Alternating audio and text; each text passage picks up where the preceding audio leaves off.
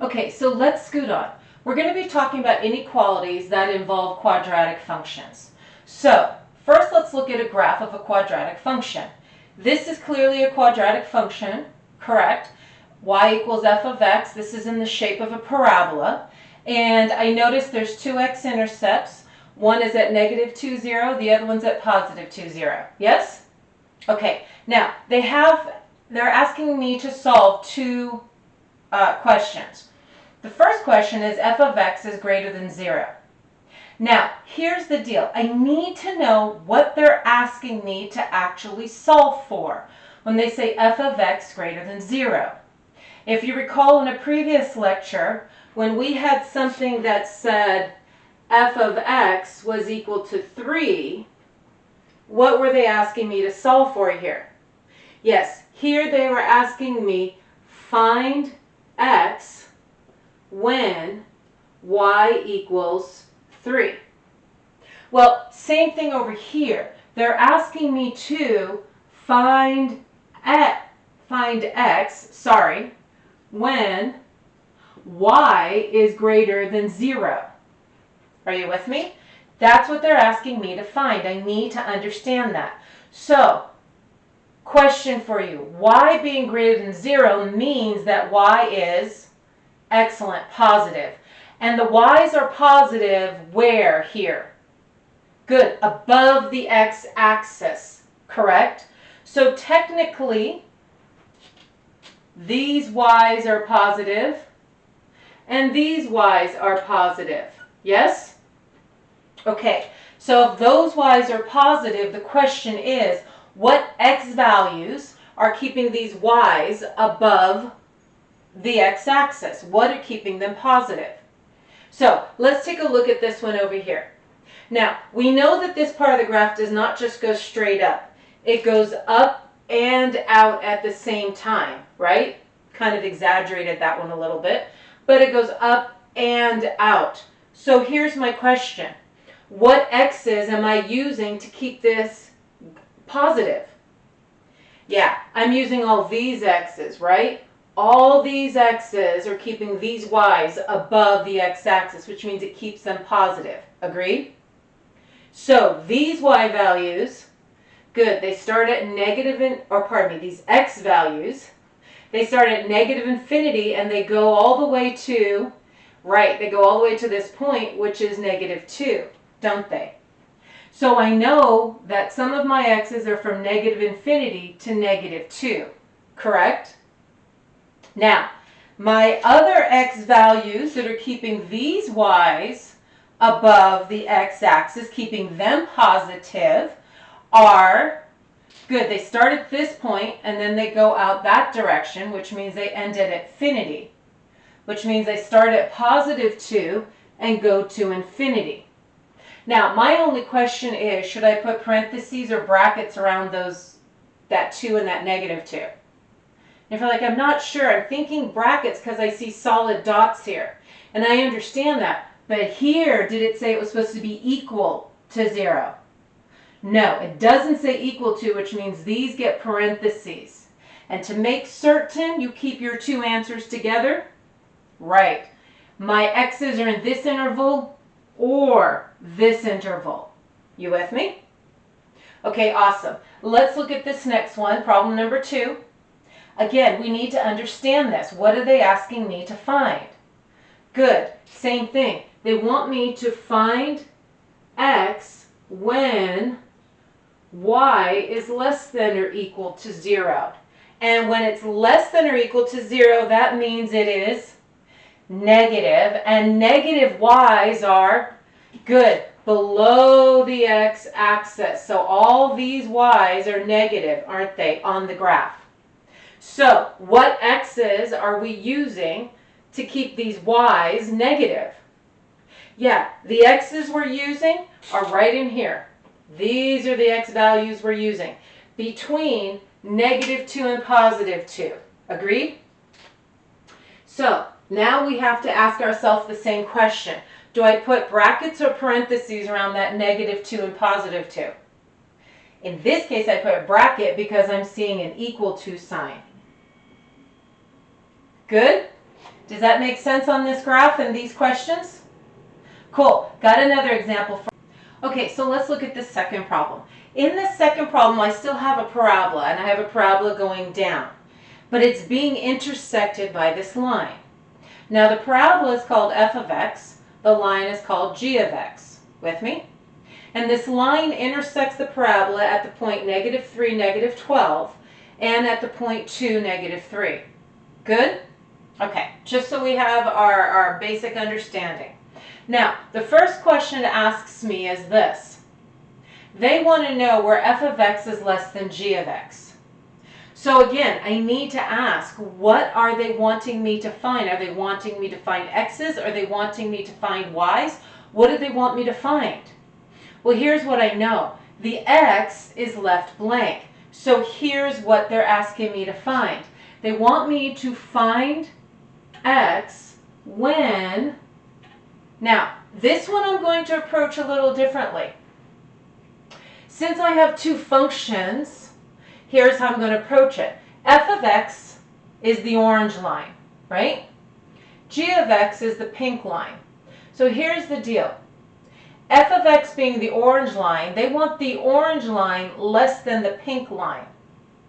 They want the orange one, the orange graph, below the pink graph.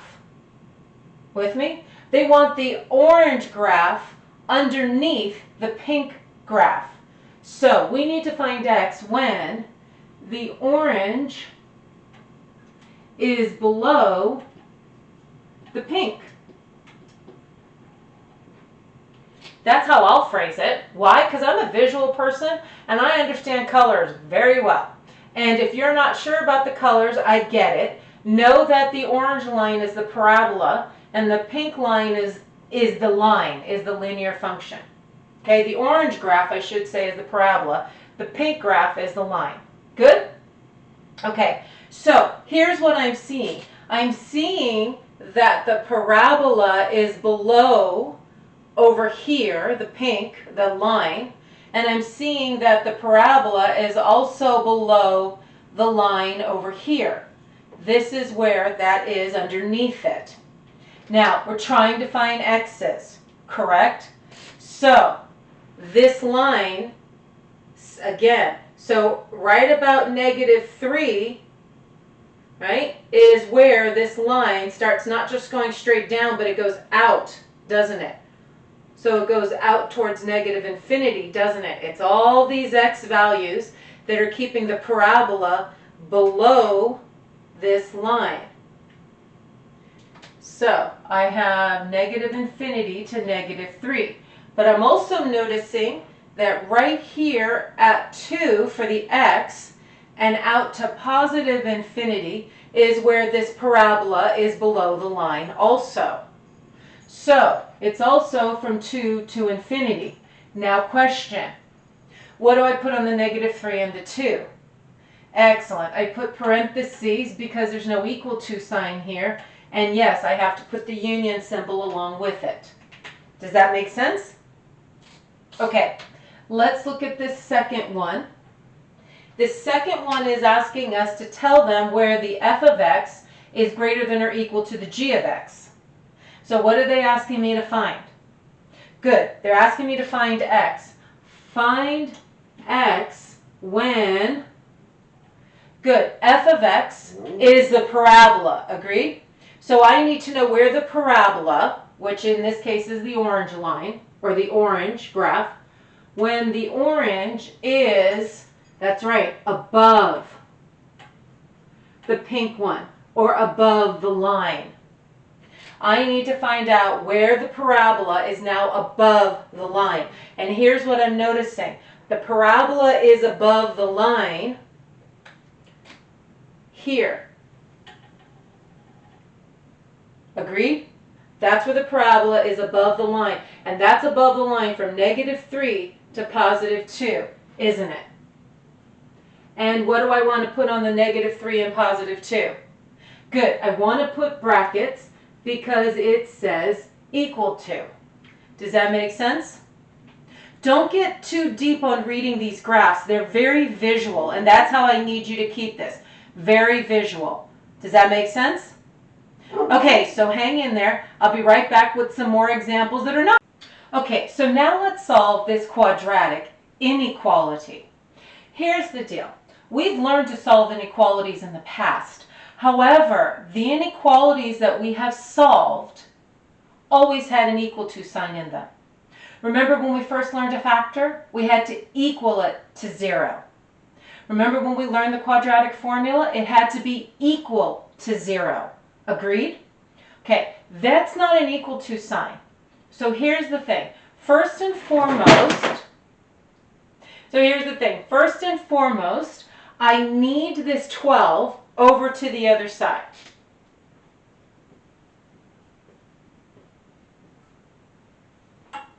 Might help if I move the 12 over, like I said.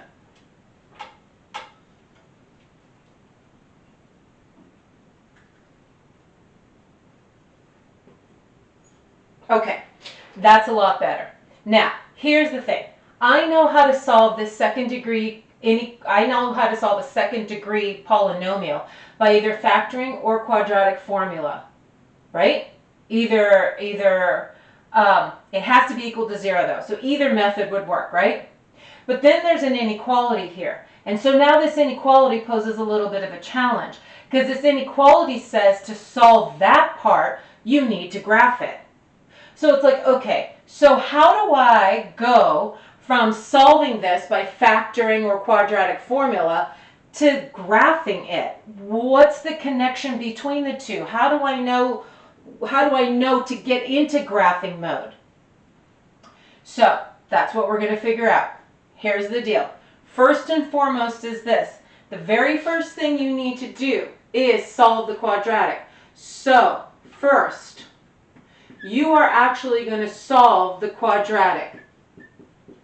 And you're going to do that by equaling it to 0. That's the first thing you're going to do, is make that equal to 0. After you make sure the inequality is set to 0, then you're going to solve the quadratic and equal it to 0. And as I mentioned, you're either going to factor it or use the quadratic formula. I don't care which one you do. So I'm going to factor.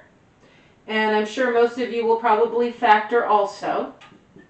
And remember, you set each of these factors equal to 0. And when you do that, you end up with x equaling a -4 and x equaling a -3. Is that agreed?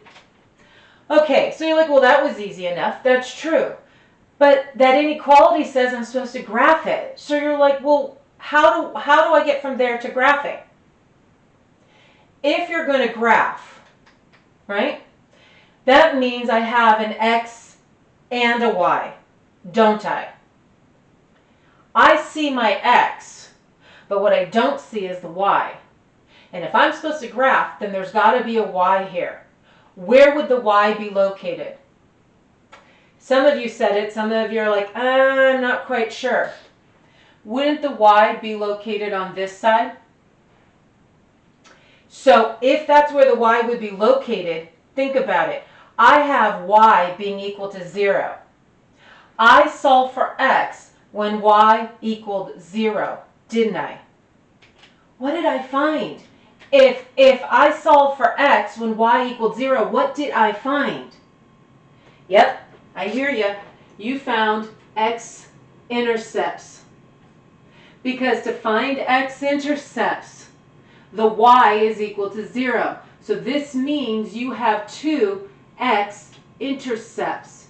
So if I have 2 X-intercepts, now it tells me to go graph this thing. And there's 2 intercepts. One is at -4 and the other one is at -3. Are you with me?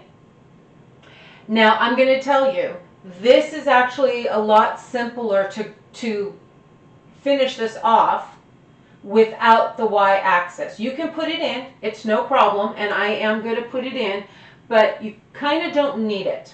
So, but I'm going to leave that alone for now. Okay, so here's the thing. I am now going to graph this thing. What am I graphing? Yeah, I'm graphing a parabola. Isn't this a parabola? And it's a parabola that goes which direction? Yes, it does. It goes up. And the only thing I know is that it crosses the -4 and the -3. Does this problem tell me anything about finding the vertex? No, it doesn't. With me? It doesn't tell me a darn thing about the vertex. So here's the second thing we're doing. We are actually going to graph it. And it is a parabola facing up, crossing through these two x-intercepts. I don't care what the vertex is because it didn't say maximize, it didn't say minimize, it didn't say find the vertex. It just alluded to me graphing it. Good? Okay, now, we're just about there. Remember, back to the original problem. What are they asking me to solve for? They're asking me to solve for x. You're right. They asked me to find x. So I need to find x when this parabola is less than 0. When the parabola is less than 0 means negative. And what's got to be negative? Yeah, the y values. We're actually talking about the y values being negative. So where is this parabola? Where are these y values negative? Yeah, they're negative all down here, aren't they? So what are those x's that are keeping this negative? Good. Your x's are going from -4 to -3. And what do I want on them? Do I want brackets or do I want parentheses? Yeah, according to this, no brackets because it doesn't say equal to, so I'm going to put parentheses here. Cool? Okay, so let's recap. They gave me a quadratic inequality, but the fact that it's a quadratic meant I need to set it to 0, so we move the 12 over. And now I'm ready to solve the quadratic, but I don't know how to solve it with an inequality sign, because factoring and the quadratic formula both say make it equal to 0. So that's the first thing we did. We made it equal to 0. And when we solved, we realized we actually found x-intercepts because that 0 represented the y. And because I have x-intercepts, I'm graphing. What am I graphing? I'm graphing a parabola facing up because that lead coefficient is positive. So facing up, crossing through my two x-intercepts. And then I had to realize, what are they wanting me to find? Well, they want me to solve for x when this parabola is less than 0, where this parabola is negative, where the y's are negative.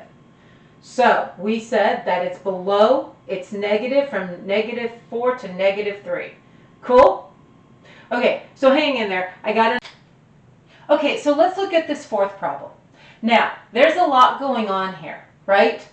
I don't know about you, but the first thing I want to do is get rid of those parentheses, because parentheses hide the real problem. And if I don't know what the real problem is, it makes it a little bit of a challenge to work with.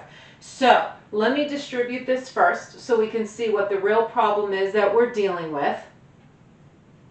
Okay, that's better. And now this is looking a little bit like the last problem, where I have a quadratic, but it's not set to 0. So what are we going to do? Good, we're going to move that 5x over, right? So let's move the 5x over. And now that I've moved the 5x over, it's set to 0, isn't it? Okay, so we're ready to solve a quadratic, aren't we? But we can't solve it with an inequality sign, because either we factor it or we use the quadratic formula, and both of them say it must be equal to 0. So here's the deal. First, just like we did before, the first thing we're going to do is we're going to solve this like it's equal to 0. And you can solve it by factoring or the quadratic formula. I'm going to choose to factor it, okay? You can use the quadratic formula, no problem. We're both going to get the same answer, so that's a good thing. Let's see.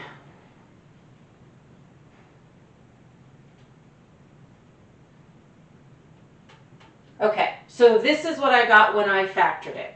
Now, I probably factored a little bit differently than you do, but when you factor it the way you're used to factoring, using that magic X thing, you're going to get the same thing I did.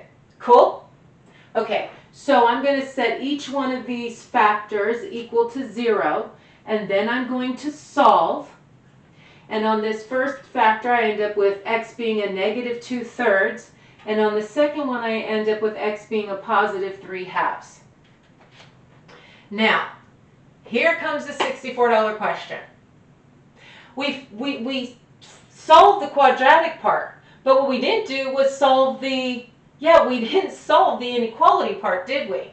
To solve the inequality part, what do we have to do? Yeah, we have to recognize what we have. What are these x's? What do they represent? If I'm supposed to graph next, what do these x's represent? Ah, yes, remember, that's actually y, which means these guys actually represent, good, x-intercepts. So I actually have two x-intercepts. I have one at negative 2/3, 0, and I have the other one at positive 3/2, 0. I actually have x-intercepts. Good? Always remember that, because this right here is the key. This is your bridge between solving the quadratic and getting into factoring mode. Or pardon me, solving the quadratic by factoring and getting into graphing mode. There we go. Okay, so you can put the y-axis in. As I said, it's kind of optional really, but I'm going to put it in because I know some of you are wanting it. So here's my negative 2/3. Here's my positive 3/2. And what am I graphing? Yes, I am graphing a parabola. Going which direction? Good, going up because that is positive. The 6 is positive. So when I graph it, I don't really care where the vertex is. All I know is this is what it looks like on the graph. And I have to ask myself, what am I looking for? What do they want me to find? Yeah, because originally, I mean, all throughout here, the first part, we are finding x. Correct? Now, when what? Yeah, when the parabola is greater than 0, right? Is greater than 0. When the parabola, if it's greater than 0, that means it's good. When the parabola is positive. So, I'm looking, when it says the parabola, I'm actually looking at those y's. Where are they positive? I'm noticing they're positive above my x-axis, right? So just like we did on the first couple of problems, in this case I notice it starts here and it goes all the way to negative infinity. And over here it starts here and goes all the way to positive infinity. Here are my x's that are keeping that parabola positive, keeping it above 0. So this first interval will start at negative infinity and end at negative 2/3, won't it? Your second interval will start at positive 3/2 and end at infinity, won't it? Now what do we put about our x-intercepts? We put brackets because it says equal to. And you need the union symbol in between because that means or. My answers are in this interval or my answers are in that interval. Does that make sense? Cool. Hang in there. Got a couple of stories. Okay, so now let's talk about some applications with respect to quadratic functions that happen to be inequalities. So let's look at this first one. We have a ball thrown vertically upward with an initial velocity of 64 feet per second. The distance, and they're calling that s, in feet of the ball from the ground t seconds, after t seconds, is given by that particular equation. So, and they give me parts A and B, and as always, I don't really care about parts A and B yet until I understand what they've given me. They've given me this equation. They told me S was the distance in feet of the ball from the ground, and T was in seconds. Cool? Okay. Now, question A is, at what time will the ball strike the ground? So the ball is thrown up. And they wanted to know at what time will the ball strike the ground. So if the ball hits the ground, or when the ball strikes the ground, right? Since I'm looking for t, when the ball strikes the ground, that means I must know s. Any idea what s is when the ball strikes the ground? Good. I think some of you said it. I'm going to go over here where I have a little bit more room to work. So, when the ball strikes the ground, s is equal to 0 feet. This means the ball is on the ground. Does that make sense? So if the ball is on the ground, that means that I have got 0 being equal to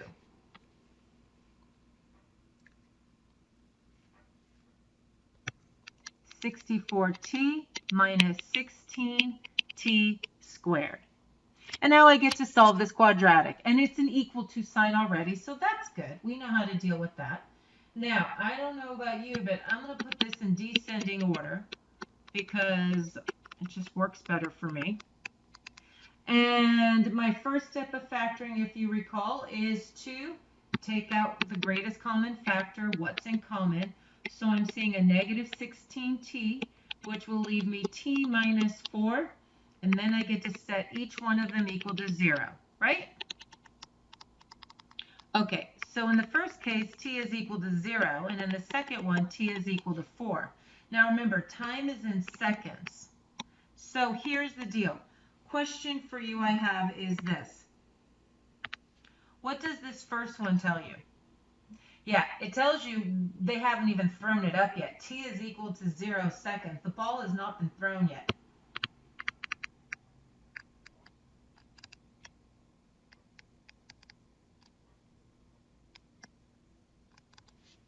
So, to be honest with you, that can't be the answer. Why? Because according to their question, the ball's been thrown, and they want to know after how many seconds will it take to hit the ground. So I can't have 0 seconds because the ball hasn't been thrown yet, which means it's the 4 seconds. It's going to take 4 seconds to hit the ground after the ball has been thrown. So this one is my answer. Check. Are we good? Okay, so there's a part B. I saw that. Let's go look at part B. Let's see what it's asking us. Part B, for what time t is the ball more than 60 feet above the ground? They want the ball more than 60 feet above the ground, don't they? And that means S, because S was the height of that ball, right? That has to be greater than 60 feet, doesn't it? Okay. And remember, since S is equal to 64t minus 16t squared, that means, and when I do a simple substitution, that means that 64t minus 16t squared has to be greater than 60. Does that make sense? Here's the deal.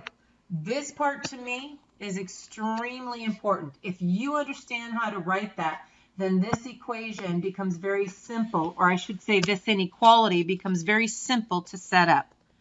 Now, just like we did a little bit ago, we need to start putting this in its proper order. So I need to move the 60 over, and as I move the 60 over, I'm also going to put this in descending order. Let's see, minus the 60, so now we have that greater than 0. And I am going to, I know I need to solve that, but the first thing I want to do is I kind of want to make that smaller. So I'm going to divide everything by 4. Actually, I'm going to divide everything by a negative 4. All right, so why? Because I want to reduce it. So let's see. So that becomes a positive 4t squared, a negative 16t, a positive 15. Ah, yes, but now it becomes less than 0, doesn't it? Because I divided by a negative number, didn't I? Okay, so now that we've done that, first things first,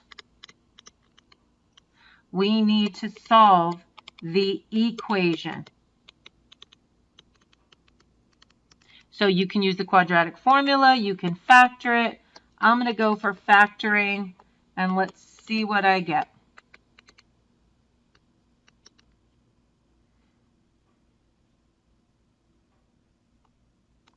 So, negative. So that's my factoring. Hopefully you agree. So I get 2t minus 3 will be equal to 0, which means t is equal to 3 halves. And then I get 2t minus 5 equals 0, which means t is equal to 5 halves. And then what do we get to do? Yep, I heard you. We get to graph. Why? Because these are x-intercepts, right? These are x-intercepts, just like we discussed a few minutes ago. All right, so we're going to graph it. I have 3 halves, and I've got 5 halves. Now remember, this is the quadratic I solved. This is the quadratic that I am graphing. So, since it has a positive lead coefficient, I know this is a parabola that's going to go up. And I am looking for where I am solving for t in this case, remember? Now, some of you are like, okay, well, which axis is t? And I have an s also, don't I? So here's how you get it. T is the input, isn't it? Well, then that's this x-axis. S is the output, which means that's the y-axis. So here's what you're telling me. I'm looking for where this parabola is less than 0. I'm looking for where it's negative. And it's negative between 3 halves and 5 halves. And excluding, because there was no equal to sign there. Good? So, on the second half of the problem, they could also write the answer for part B that 3 halves, right, t time is greater than or equal to 3 halves, or pardon me, not equal to, and it's less than 5 halves. So the time is sandwiched between 3 halves and 5 halves. If it wants a decimal, then you give it a decimal. But if it doesn't say anything about a decimal, you're going to leave those as fractions. Good? Okay. So just like we did before, right? Except now there's a story behind it. So we need to understand the story. And to understand the story, we need to understand our equation, and we need to understand what our variables represent. How we doing? So far, so good? Okay. Let's go look at another problem then. Okay, so now it says, suppose that the manufacturer of a gas clothes dryer has found that when the unit price is P dollars, the revenue in dollars is given by this particular function. Okay, so here we go again. I have parts A and B, and I don't care about parts A and B until I understand the blurb. So I have a function. I have a variable P, and P is the unit price, and it's in dollars. We're not in Russian rubles or yens, right? And R is the revenue, which is also in dollars. So now I understand those two pieces of information. So now I got to deal with part A. Part A wants at what price is the revenue 0? So what does this mean? What are they asking me to solve for? Yeah, part A says find P when R equals 0, right? When the revenue equals 0. Do you agree? Okay, so I am going to switch my page so I have more room to work. So, part A says the revenue equals 0. Find P. So that means I have 0 equaling negative 4p squared plus 12,000p. So we have to factor again, right? So I'm going to take out what's in common. I set each one of those to 0. And in this case, I get P equals 0 and P equals 3,000. So what does P stand for again? Yeah, P stood for the price. So your price could be $0, right? Or your price could be $3,000. So the revenue will be 0 clearly when the price is $0 because you're not making any money, right?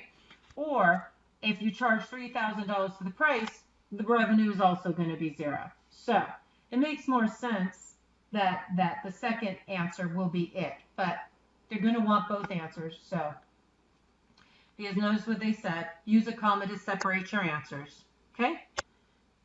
Good for part A? Okay, so let's look at part B. They want to know for what range of prices will the revenue exceed $8,000. Okay, so part B, the revenue exceeds. Give me another word for exceeds.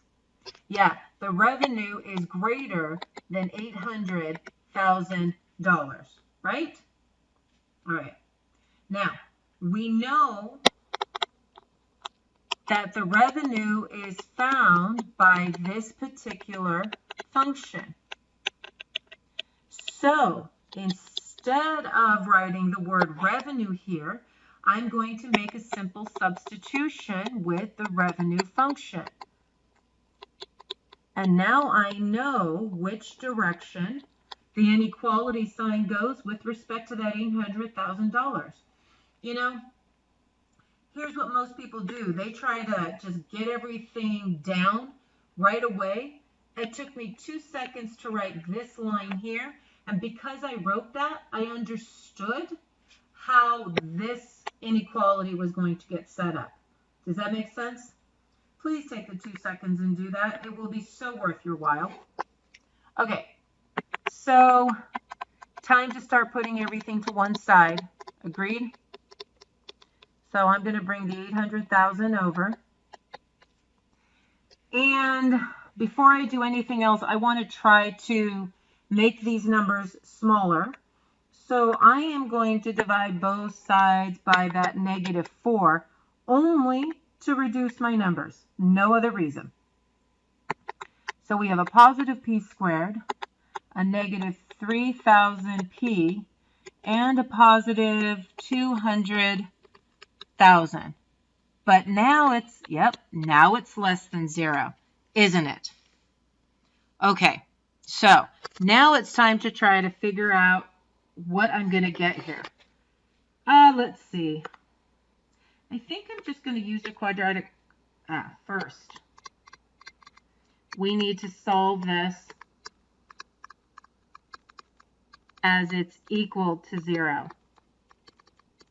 right? So I think I'm going to use the quadratic formula to solve this. Some of you may have it factored. I am not going to waste my time factoring right now because I think it's going to take me a little too long. So, and plus it gives you a good remembrance on how to do the quadratic formula. And I'm actually going to go to the next page to do the quadratic formula because I have more room to work on the next page. Okay, so P equals negative B, which will make it a positive 3,000, plus or minus the square root of B squared minus 4 times A, which was 1, times C, which was 200,000. I did this one incorrectly. Did you catch me? You probably did. Okay, so that's B squared all over 2 times A. Okay, so I know that we have 3,000 here still, plus or minus, so it's supposed to be B squared, right? So I get 9 million, right? Minus 800,000, it looks like, all over 2. So, I know you guys have your calculators out. I have 3,000 plus or minus the square root of 8,200,000, all divided by 2. And let's see, is that 8,200,000 a perfect square? Let's see, I don't think so. Nope, it certainly is not. So here's the thing. I have got P equal to, or approximately, 3,000 plus 2,863.56. I'm only going to round to 2 decimal places. Do you know why I'm going to round to 2 decimal places? Yeah, because P stands for price, doesn't it?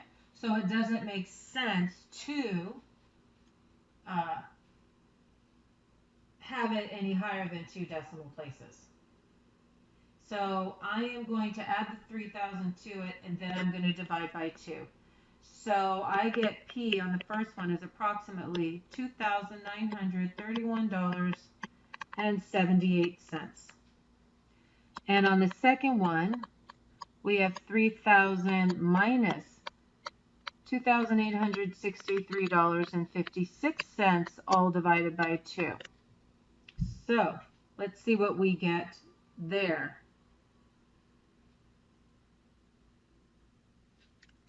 I got P as approximately $65.22. Okay, so what are these two numbers? Yep, they are your X-Intercepts. That's what you've just found because you know what you're going to have to do, right? Yeah, you're going to have to graph it.